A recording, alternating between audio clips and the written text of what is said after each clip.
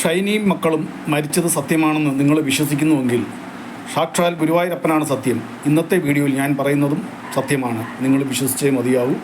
Video പൂർണ്ണമായും കാണാൻ ശ്രമിക്കുക. 28-ാം തീയതി രാവിലെ ഷൈനിയുടെ മരണവുമായി ബന്ധപ്പെട്ട് എനിക്കൊരു സുഹൃത്ത് എന്നെ വിളിച്ച് പറഞ്ഞിരുന്നു, ഇങ്ങനൊരു അപകട മരണം സംഭവിച്ചിട്ടുണ്ട്, ഇത് ഓടി വരാമെങ്കിൽ ഇത് റിപ്പോർട്ട് ചെയ്യാമെന്ന്.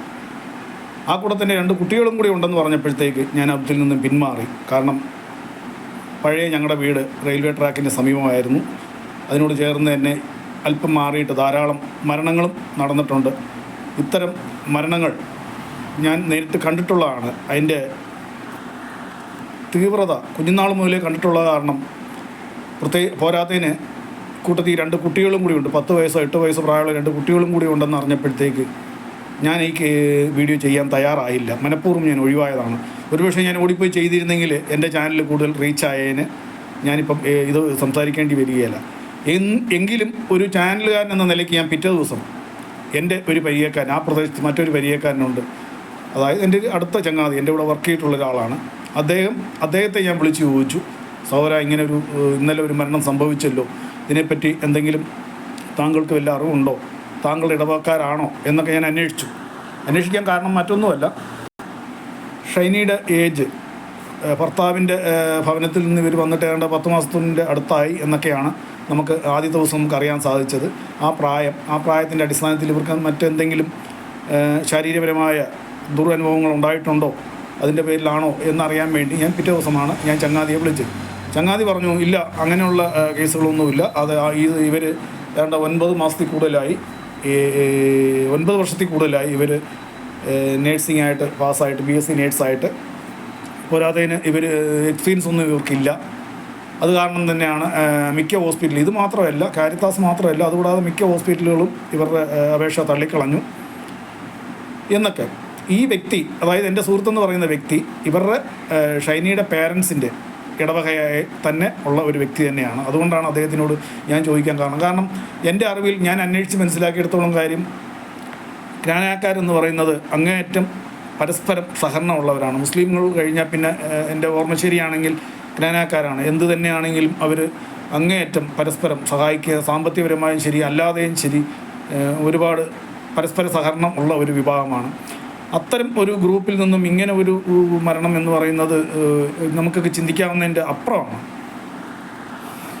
അതുകൊണ്ടാണ് ഞാനിങ്ങനെ ഈ ഒരു ഭാഗം ചിന്തിക്കാൻ കാര്യം. ഇവർക്ക് മറ്റെന്തെങ്കിലും വല്ല ശാരീരികപരമായ ബുദ്ധിമുട്ടുണ്ടായിട്ടുണ്ടോ, മറ്റ് പുരുഷന്മാരിൽ നിന്നോ എന്തെങ്കിലും ഉണ്ടായിട്ടുണ്ടോ എന്ന്.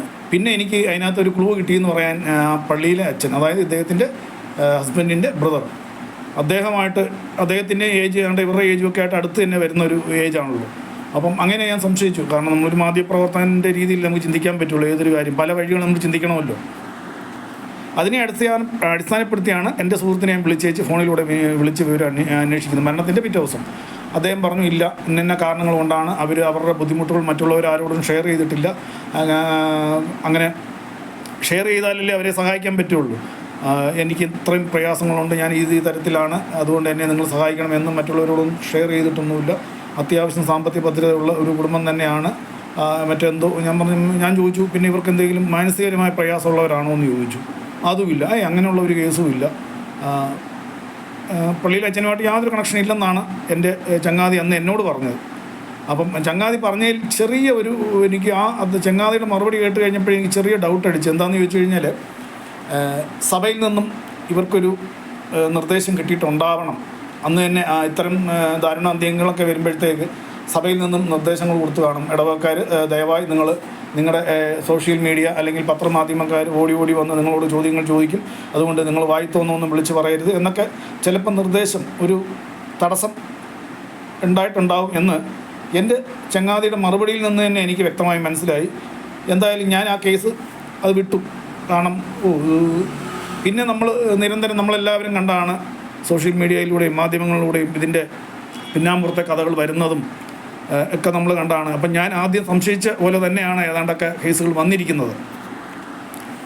ഇന്നലെ വരെയുള്ള വിവരങ്ങൾ നമ്മൾ മനസ്സിലാക്കിയെടുത്തോളും ഞാൻ പറയുകയാണെങ്കിൽ, ഷൈനിയുടെ ബ്രദേഴ്സിനും ഇതിൽ കുറ്റക്കാരാണെന്നേ ഞാൻ പറയുകയുള്ളൂ. കാരണം ലീഗലി അവരെ നമുക്ക് കുറ്റക്കാരാക്കാൻ പറ്റുകയില്ല. പക്ഷേ സ്വന്തം കുടുംബത്തിൽ സ്വന്തം സഹോദരി അനുഭവിക്കുന്ന യാതനകൾ അവരറിഞ്ഞില്ല, കേട്ടില്ല എന്ന് പറയുന്നത് നമുക്കൊരിക്കലും അംഗീകരിക്കാൻ പറ്റുകയില്ല. ഇനി കോടികൾ കൊണ്ടുതരാം, അല്ലെങ്കിൽ മറ്റെന്തും ചെയ്യാം, ലോകത്തെ തന്നെ എഴുതി വെക്കാമെന്ന് പറഞ്ഞാലും ആ ഒരു കുഞ്ഞുങ്ങൾ തിരികെ ഒരിക്കലും കിട്ടുകയില്ല.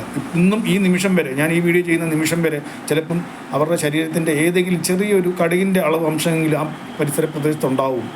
അങ്ങനെയാണ് ഈ ട്രെയിനിൻ്റെ മുമ്പിൽ ചാടിയാലുള്ള കുഴപ്പം ഇതാണ്.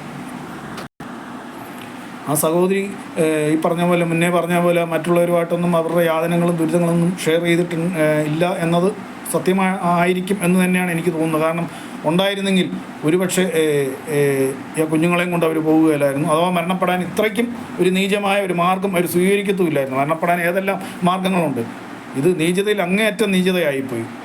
ആ ഒരു മാർഗം അവർ സ്വീകരിക്കത്തില്ലായിരുന്നു. പിന്നെ ഇന്നിവിടെ ഈ ചെയ്യുന്നില്ല എന്ന് വെച്ചിരുന്ന വീഡിയോ ഇന്ന് ചെയ്യുന്നതിൻ്റെ കാര്യം എന്നാന്ന് ചോദിച്ചു കഴിഞ്ഞാൽ, 3 കൊല്ലം മുമ്പ് എനിക്കൊരു വാഹന അപകടം ഉണ്ടായി. ഞാനൊരു ഹോട്ടൽ പണിക്കാരനായിരുന്നു. വാഹന അപകടം ഉണ്ടായി. വാഹന അപകടത്തിൽ ഞാൻ 6 മാസത്തോളം 3 മാസം സമ്പൂർണ്ണ ബെഡ് റെസ്റ്റ് ആയിരുന്നു. പെരയ്ക്കകത്തുനിന്ന് ഞാൻ വീൽ ചെയറിലാണ് ബാത്റൂമിലൊക്കെ പൊയ്ക്കൊണ്ടിരുന്നത് 3 മാസത്തോളം. അത് കഴിഞ്ഞ് 3 മാസം പെരയ്ക്കകത്ത് തന്നെയായിരുന്നു. അങ്ങനെ 6 മാസം ചികിത്സയിലായിരുന്നു. ചികിത്സയെല്ലാം കഴിഞ്ഞപ്പോഴത്തേക്ക് എനിക്കൊരു ഇൻഫെക്ഷൻ ഉണ്ടായി.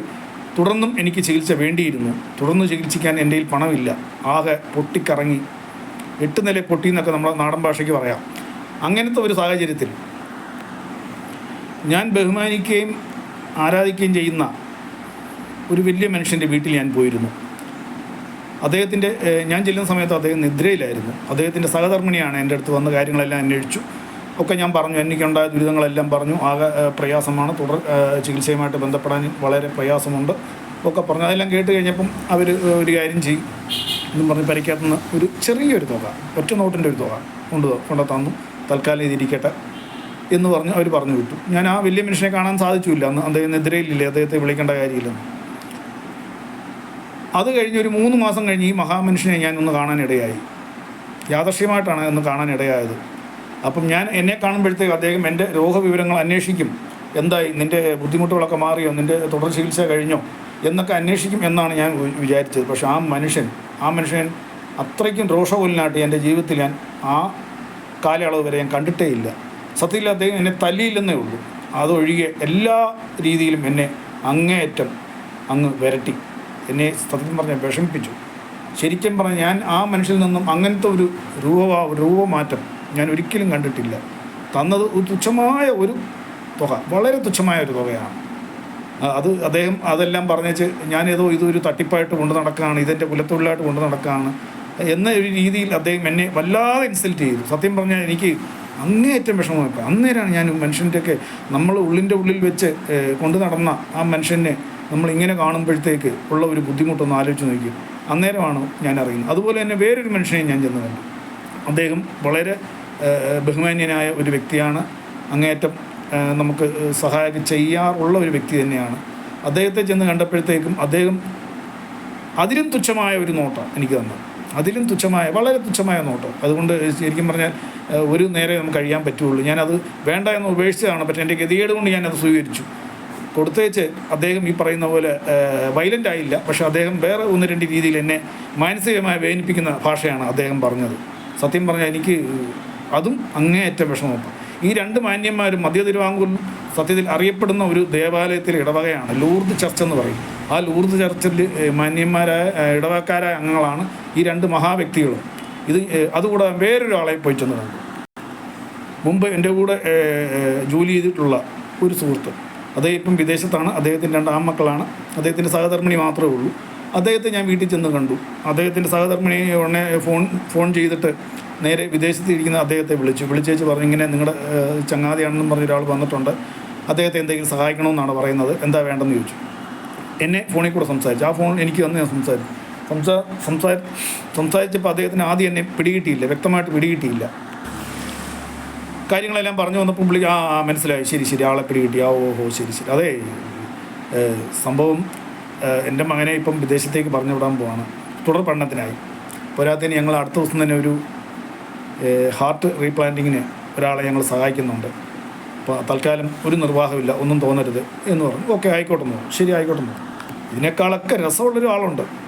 അതാണ് ഏറ്റവും രസം. ഭാര്യ, ഭർത്താവ് വിത്ത് ഫാമിലി എല്ലാം USA-ലാണ് അവർ. അവരെ കോണ്ടാക്ട് ചെയ്യാനായിട്ട് അവരുടെ വീട്ടിൽ ചെന്നു. വീട്ടിൽ ചെന്നപ്പോൾ അവരുടെ പേരൻസാണ്, ഓൾഡ് ഏജ് പേരൻസാണ് വീട്ടിലുള്ളത്. അവരെ ചെന്ന് കണ്ട് കാര്യങ്ങളെല്ലാം പറഞ്ഞു. അവർ പറഞ്ഞു ഫോൺ നമ്പർ തരാം, നിങ്ങൾ സംസാരിക്കും, നിങ്ങൾ നേരിട്ടായിക്കോ, കാര്യങ്ങളൊക്കെ നേരിട്ടായിക്കോളാൻ പറഞ്ഞു. ഒന്ന് ആലോചിച്ച് നോക്കും. മേലാതിരിക്കുന്ന ഞാൻ വീണ്ടും തുടർ ചികിത്സയ്ക്കായിട്ട് ഇറങ്ങി ഇവരുടെയൊക്കെ വീട് വീടാന്തരം കയറി വരിക എന്ന് പറഞ്ഞാൽ അതും നമുക്ക് വളരെ അടുത്ത പരിചയമുള്ളതല്ല, 1-2 ദിവസത്തെ പരിചയങ്ങളല്ല, വർഷങ്ങളുടെ പരിചയമുള്ള. അദ്ദേഹത്തെ ചെന്ന് ഫോണിൽ വിളിച്ചപ്പോഴത്തേക്ക് അദ്ദേഹം ഫോണിൽ വന്നു. എന്താണ് കാര്യങ്ങളൊക്കെ അന്വേഷിച്ചു, കാര്യങ്ങളൊക്കെ പറഞ്ഞു. ഇന്ന പോലെയൊക്കെയാണ് എൻ്റെ ദുരിതങ്ങൾ, പ്രയാസങ്ങൾ എന്നൊക്കെ പറഞ്ഞു. എനിക്ക് ഇന്നത് വേണമെന്നൊന്നും ഞാൻ പറഞ്ഞില്ല, കാരണം അത്രയ്ക്ക് നമുക്ക് പരിചയമുള്ള ഒരാളാണ്. ശരി, ആയിക്കോട്ടെ, നോക്കാം എന്ന് പറഞ്ഞ് കട്ട് ചെയ്തു. ഈ ഫോൺ കട്ട് ചെയ്ത് കഴിഞ്ഞ് ഏതാണ്ട് ഒരു 29 ദിവസം കഴിഞ്ഞ് ഇദ്ദേഹത്തിൻ്റെ സഹധർമ്മിണി എന്നെ വിളിച്ചു. വിളിച്ചിട്ട് അവരും അന്വേഷിച്ചു എന്താണ് പ്രശ്നങ്ങൾ, എന്ത് പറ്റി, എങ്ങനെയാണ് സംഭവിച്ചത്, ഇപ്പോൾ എന്ത് ചെയ്യുന്നു, എങ്ങനെ ഇരിക്കുന്നു, ആരോഗ്യസ്ഥിതികളൊക്കെ അന്വേഷിച്ച് ഞാൻ പറഞ്ഞു ഇങ്ങനെ തുടർ ചികിത്സ വേണം, ഫൈനാൻഷ്യലി ആകെ വീക്കാണ്, ഒരു രക്ഷയില്ല, ആകെ തകർന്നിരിക്കുകയാണ്, കുടുംബത്തിൻ്റെ ദയനീയ അവസ്ഥയാണ് എന്നൊക്കെ ഞാനങ്ങ് പറഞ്ഞു. എനിക്ക് അറിയാവുന്ന ശൈലി, ഉണ്ടായ കാര്യം ഉള്ളതുപോലെ എങ്ങനെ പറയാനൊക്കെ. നമുക്ക് എക്സ്ട്രാ ഫിറ്റിങ്ങും മസാലയും പുളിയൊന്നും ചേർക്കേണ്ട കാര്യമൊന്നുമില്ല. നമ്മൾ അനുഭവിച്ചു വരുന്ന ദുരിതങ്ങൾ അനുഭവിച്ച രീതിയിൽ തന്നെ നമ്മൾ പറയുക എന്നുള്ളതേ ഉള്ളൂ. അങ്ങനെ ഞാൻ അവരോട് രേഖപ്പെടുത്തി. അവർ പറഞ്ഞു ശരി, നോക്കട്ടെ, സാറിനോട് പറയാം, നമുക്ക് എന്തെങ്കിലും ചെയ്യാം എന്നും പറഞ്ഞ് അവരും ഫോൺ കട്ട് ചെയ്തു. പിന്നെ ഈ നിമിഷം വരെ അവരുടെ ഭാഗത്തു നിന്ന് ഒരു സന്ദേശമോ സാമ്പത്തിക സഹായമോ ഉണ്ടായിട്ടില്ല എന്നതാണ് ഏറ്റവും ലജ്ജാകരമായ കാര്യം. ഇതിൽ നിന്നും നമ്മൾ മനസ്സിലാക്കേണ്ടത് ആരും മോശക്കാരല്ല, എല്ലാവരും അവരെ കൊണ്ട് കഴിയുന്ന സഹായങ്ങൾ ചെയ്യുന്നവരാണ്. പക്ഷേ ഒരുപക്ഷെ നമ്മുടെ സമയം മോശമാവാം ഇത്തരം അനുഭവങ്ങൾ നമുക്കുണ്ടായത്. ഒരാളെ ഈ കാര്യങ്ങളായിട്ട് നമ്മൾ അടുക്കുമ്പോഴാണ് അവരുടെ തനി സ്വരൂപം നമ്മൾ അറിയുന്നത്. ഒരുപക്ഷെ ഇത്തരം അനുഭവങ്ങൾ മരിച്ചുപോയ ഷൈനിക്ക് ഉണ്ടായിട്ടുണ്ടാവാം. ഷൈനി ഒരു സ്ത്രീയും കൂടെ ആയതല്ലേ, അവർക്ക് ഇത്തരം അനുഭവങ്ങളായിരിക്കുകയില്ല, ചിലപ്പം വേറെ രീതിയിൽ. മുമ്പേ ഞാൻ പറയുന്ന പോലെ ഒരു സ്ത്രീ ആകുമ്പോൾ സ്ത്രീകളെ ഈ വക സന്ദർഭങ്ങളിൽ സ്ത്രീകൾ വരുമ്പോഴത്തേക്ക് പുരുഷന്മാർ അവരെ ഏത് രീതിയിലാണ് അടുക്കുന്നത് എന്ന് ഏകദേശം നമുക്ക് ഇത് കേൾക്കുന്ന ഏവർക്കൊക്കെ മനസ്സിലാക്കാനുള്ള കഴിയുള്ളൂ. അതിന് മനസ്സിലാക്കാനായിട്ട് നമ്മൾ ബിരുദമൊന്നും എടുക്കേണ്ട കാര്യമില്ല. അങ്ങനെ ചിലപ്പോൾ ഒരു അനുഭവങ്ങൾ ഉണ്ടാവാം. എന്നാൽ ഇനി ഞാൻ എങ്ങോട്ടും ആരുടെയും മുമ്പിൽ കൈനീട്ടുന്നില്ല എന്ന് അവർ തീരുമാനിച്ചിട്ടുണ്ടാവാം. മനസ്സിലായോ? സത്യത്തിൽ അവരുടെ കുടുംബാംഗങ്ങൾ തന്നെ അവരെ സഹായിക്കാൻ അർഹരാണ്. അവർ അതിനുള്ള കപ്പാസിറ്റിയും അവർക്ക് ഒടേ തമ്പുരാൻ തന്നിട്ടുമുണ്ട്. അവർ പോലും സഹായിക്കാതെ അടുത്ത് നമ്മൾ എന്തിന് മറ്റുള്ളവരുടെ അടുത്ത് പോകണം എന്ന് ചിലപ്പോൾ അവർ വിചാരിച്ച് കാണും. അങ്ങനെയും സംഭവിക്കാം. ദൈവം സഹായിച്ച് നമുക്ക് അത്യാവശ്യ സാമ്പത്തിക ഭദ്രതയുണ്ട്, ഉള്ളവർ തന്നെ നമ്മളെ സഹായിക്കാൻ തയ്യാറാകുന്നില്ല എന്നിരിക്കെ നമ്മൾ എങ്ങനെ മറ്റുള്ളവരോട് എന്ന് ഈ വക ദുരിതങ്ങൾ പറയും, ഈ വക കാര്യങ്ങൾ പറയും എന്ന് അവർ ചിന്തിച്ച് കാണും. അഥവാ പറഞ്ഞു കഴിഞ്ഞാൽ ഞാൻ മുമ്പേ പറഞ്ഞ പോലെ 1-2 കേസുകൾ അവർ പറഞ്ഞിട്ടുണ്ടെങ്കിൽ അവർക്ക് നെഗറ്റീവ് ഷെയ്ഡ് അനുഭവങ്ങൾ ഉണ്ടായിട്ടുണ്ടാവാം. ഇത്തരം കാര്യങ്ങളെ അല്ലെങ്കിൽ മനുഷ്യൻ്റെ തനി സ്വരൂപം മനസ്സിലാക്കിക്കൊണ്ടാവണം പഴയകാലത്ത് നമ്മുടെ പേരൻസുകൾ, മാതാപിതാക്കൾ നമ്മൾ എപ്പോഴും പറയുന്നു കൂട്ടുകാർ വേണം, കൂട്ടുകാർ നല്ലതാണ്, തെറ്റില്ല, പക്ഷേ അതിനൊക്കെ ഒരു ലിമിറ്റുണ്ട്, അത് പരിധിക്കുള്ളാവരുത്. കാരണം നാളെ നീ ഒരു 10 ദിവസം കിടന്നു കഴിഞ്ഞാൽ ഒരൊറ്റ പട്ടിക്കുറുക്കം പോലും നിന്നെ തിരിഞ്ഞ് നോക്കുകയല്ല, ഞങ്ങളൊക്കെ തന്നെ വേണം നോക്കാൻ എന്നൊക്കെ കുഞ്ഞുനാളുകളിൽ നമ്മളെ ഉപദേശിച്ചിട്ടുണ്ട് നമ്മുടെ പേരൻസുകൾ അല്ലെങ്കിൽ മുതിർന്നവർ. നമ്മൾ ഇത്തരം ദുരിതങ്ങളായി അവരെ ആശ്രയിക്കുമ്പോഴാണ് നമ്മൾ അവരുടെ തനി സ്വരൂപം നമ്മൾ കാണുക, നമുക്ക് കാണാനിടയാകുക. അതുകൊണ്ട് ആ കൂട്ടത്തിൽ അതിനൊന്നും കാണാനോ തയ്യാറാകാനോ മെനക്കെടാതെ ഷൈനി പോയത് സത്യം പറഞ്ഞാൽ കേരള ജനത ഒന്നടക്കം അങ്ങേയറ്റം വിഷമത്തിലാക്കിയൊരു സംഭവം തന്നെയാണ്. ഈ വിവരം അറിഞ്ഞ പിന്നെ സത്യം പറഞ്ഞാൽ എനിക്ക് ക്ഷേത്രങ്ങളിൽ പോകാനോ അല്ലെങ്കിൽ വീടുകളിലാണെങ്കിലും വീട്ടിൽ നിന്ന് പ്രാർത്ഥിക്കാൻ പോലും മനസ്സ് വരുന്നില്ല. കാരണം ഈശ്വരൻ എന്തിന് ഇത്ര നീചക്രൂരമായ ഒരു തീരുമാനം എടുക്കാൻ അവർക്ക് കൂട്ടുനിന്നു. എത്രയോ ദമ്പതികൾ വിവാഹം കഴിഞ്ഞ് കുട്ടികളില്ലാതെ മാസമാസമായിട്ട് ചികിത്സയും കാര്യങ്ങളായിട്ട് മുമ്പോട്ട് പോകുമ്പോൾ ഇത്രയും മിടുമിടുക്കി കുഞ്ഞുങ്ങൾ, ആ കുഞ്ഞുങ്ങളുടെ മുഖം കണ്ടു കഴിഞ്ഞാൽ നമുക്ക് സഹിക്കത്തില്ല. ഇവർക്കാണല്ലോ ഇത് ഈശ്വരൻ ഇങ്ങനത്തെ ഒരു ഗതി വരുത്തിയത് എന്ന് ഓർക്കുമ്പോൾ ഒരിക്കലും സഹിക്കില്ല. പക്ഷേ എന്തു ചെയ്യാം, ഇതിനേക്കാളും വലിയൊരു വാർത്തയോ അല്ലെങ്കിൽ സംഭവങ്ങളോ വരുമ്പോൾ നമ്മളും നമ്മുടെ സമൂഹം ഇതെല്ലാം മറക്കുക തന്നെ ചെയ്യും. ഷൈനിയും കുഞ്ഞുങ്ങൾക്കുണ്ടായ ഈ അനുഭവം ലോകത്ത് ഒരു സഹോദരിമാർക്കും കുഞ്ഞുങ്ങൾക്കും ഉണ്ടാവരുതേ എന്ന് സർവശക്തനായ ദൈവത്തിനോട് പ്രാർത്ഥിക്കാനല്ലേ നമുക്കാവുകയുള്ളൂ, മറ്റൊന്നും നമുക്കാവില്ലല്ലോ എന്നും പറഞ്ഞുകൊണ്ട് എൻ്റെ ഈ വീഡിയോ ഇവിടെ പൂർണ്ണമാക്കുന്നു. നന്ദി, നമസ്കാരം.